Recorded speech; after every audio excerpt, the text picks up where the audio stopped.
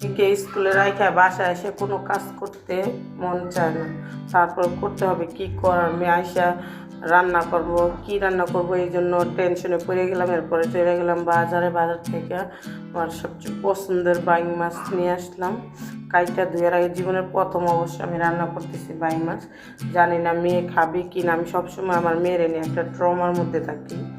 ও এটা খাবে তো সেটা খাবে না, সেটা খাবে তো সেটা খাবে না, এরকম করতেই থাকে। এখন কি করার, তারপরও খাওয়ার অভ্যাস তো একটু চেঞ্জ করতে হবে।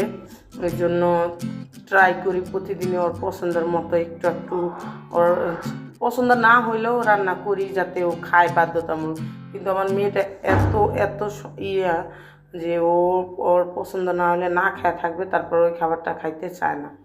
যাই হোক, কিন্তু বাইং মাছ বোনা করার জন্য প্রথমে একটু পেঁয়াজ কাঁচামরিচ আর মশলা দিয়ে তরকারি কষায় নিলাম। তারপরে এই তো